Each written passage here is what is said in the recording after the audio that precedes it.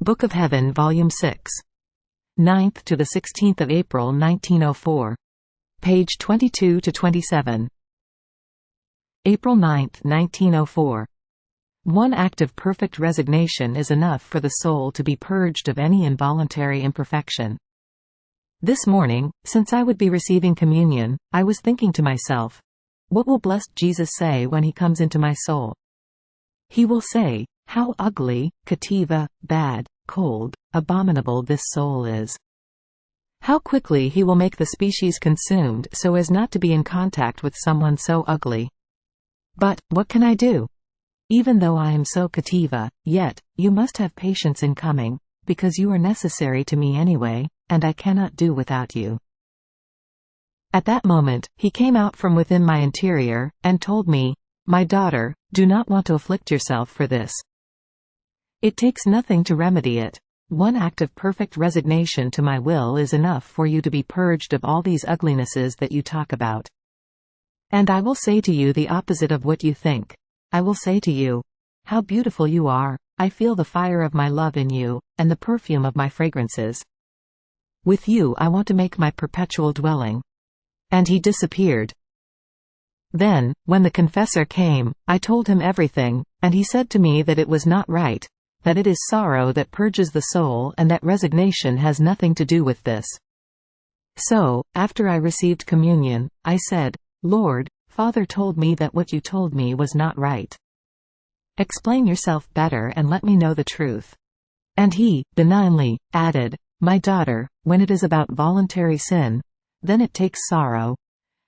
But when it is about imperfections, weaknesses, coldnesses and the like, and the soul has added nothing of her own, then a perfect act of resignation is enough. And if needed, she is also purged of this state, because in doing this act, the soul first encounters my divine will, which purges her human will and embellishes it with its qualities, and then she identifies herself with me." April 10, 1904. The three little ropes that bind Jesus all over and clasp him more intimately to the soul: assiduous sufferings, perpetual reparation, persevering love. This morning, finding myself with the fear that blessed Jesus, in seeing me still so cativa, bad, had left me, I felt him come out from within my interior, and he told me, "My daughter, why do you occupy yourself with useless thoughts and with things which are not?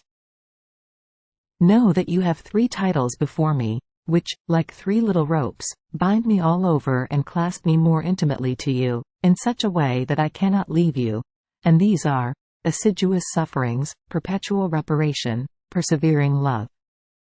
If you, as a creature, are constant in this, would the Creator perhaps be inferior to the creature, or would he let himself be surpassed by her?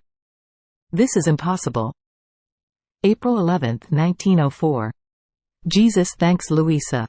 Continuing in my usual state, after much struggling, I saw my adorable Jesus for just a little, and he told me, "You who wanted me so much. What do you want? What is it that you care about the most?" And I, "Lord, I want nothing. What I care about the most is you alone." And he repeated, "What, you want nothing?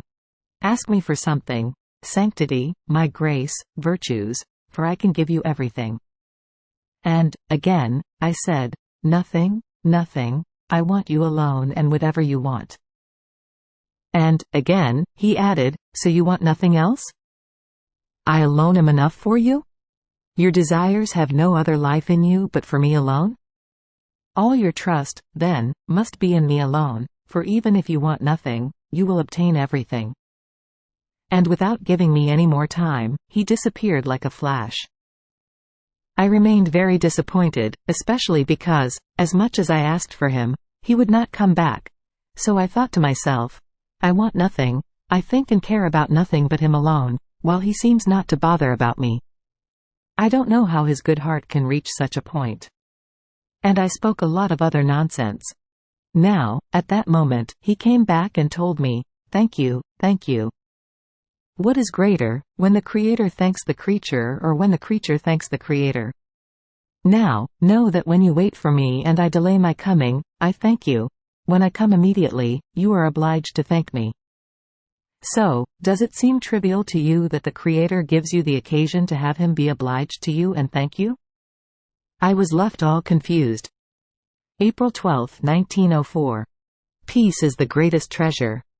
This morning I felt disturbed because of the absence of blessed Jesus. Then, after much struggling, I saw him for just a little, and he told me, "My daughter, when a river is exposed to the rays of the sun, in looking into it one sees the same sun that is there in the heavens. However, this happens when the river is calm, with no wind that ripples its waters. But if the waters are rippled, even though the river is completely exposed to the sun, one can see nothing. Everything is confusion. The same for the soul. When she is exposed to the rays of the divine sun, if she is calm she perceives the divine sun within herself, she feels its heat, she sees the light and understands the truth. But if she is disturbed, even though she has it within herself, she feels nothing but confusion and disturbance. Therefore, hold peace as your greatest treasure if you cherish being united with me." April 14, 1904. If the soul gives to God the food of patient love, God will give her the sweet bread of grace. I continue in my usual state, but always with immense bitterness in my soul because of the privation of blessed Jesus. At the most, he comes when I can take no more and after I have almost persuaded myself that he will come no more. I saw him for just a little, carrying a chalice in his hand, and he told me, "My daughter, if in addition to the food of love you give me the bread of your patience, because patient and suffering love is a more solid, more nourishing and fortifying food, for if love is not patient, it can be said that it is empty, light love and with no substance, and therefore it can be said that the necessary materials in order to form the bread of patience are lacking. So, if you give me this, I will give you the sweet bread of grace." And while saying this, he gave me to drink what was inside the chalice he carried in his hand, which seemed sweet, like a sort of liqueur which I am unable to distinguish. And he disappeared. After this, I saw many foreign people around my bed, priests, gentlemen, women, and it seemed that they were going to come to visit me. Several of them were saying to the confessor, "Give us an account of this soul, of everything that the Lord has manifested to her and the graces he has given her, because the Lord manifested to us since 1882 that he would choose a victim, and the sign to recognize this victim would be that the Lord would keep her always in this state like a young woman, just as she was when he chose her, without aging or changing in her very nature." Now, while they were saying this, I don't know how, I saw myself just as I was when I became bedridden, without having changed a bit for having been in this state of sufferings for so many years. April 16, 1904. Jesus and God the Father speak about mercy. Continuing in my usual state, I found myself outside of myself, and I saw a multitude of people, and in their midst one could hear noises of bombs and gunshots. People were dropping dead or wounded, and those who were left would flee up to a palace nearby. But the enemies would go up there and kill them, more surely than those who remained outside. So I said to myself, "How I wish I could see whether the Lord is there in the midst of these people, so as to say to him, 'Have mercy, pity on these poor people.'" So I went round and round and I saw him as a little child, but little by little he kept growing, until he reached the perfect age. I drew near him and I said, "Amiable Lord, don't you see the tragedy that is happening? You don't want to make use of mercy anymore? Do you perhaps want to keep this attribute as useless, which has always glorified your incarnate divinity with so much honor, forming a special crown on your august head, and bejeweling you with a second crown, so wanted and loved by you? Which is souls?" Now, while I was saying this, he told me, "Enough, enough, do not go any further. You want to speak of mercy, and what about justice? What are we going to do with it? I have told you and I repeat to you, it is necessary that justice follow its course." So I replied, "There is no remedy. Why then leave me on this earth when I can no longer placate you and suffer in the place of my neighbor?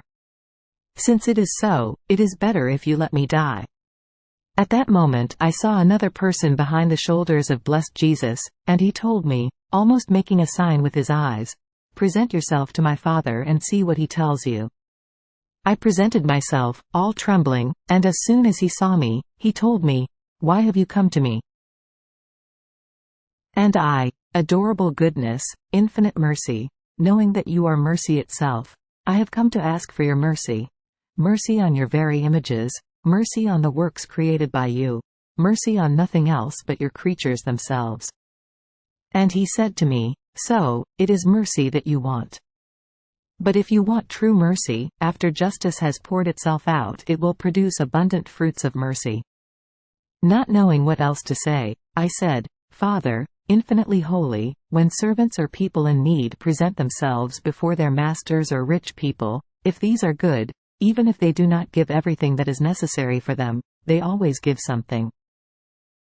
And to me, who have had the good of presenting myself before you, absolute Master, rich without limit, infinite goodness, don't you want to give anything of what this poor little one has asked of you? Does a master perhaps not remain more honored and content when he gives, than when he denies what is necessary to his servants? After a moment of silence he added, for love of you, instead of doing 10, I will do 5. Having said this, they disappeared, and in several places of the earth, especially of Europe, I saw wars, civil wars and revolutions multiply.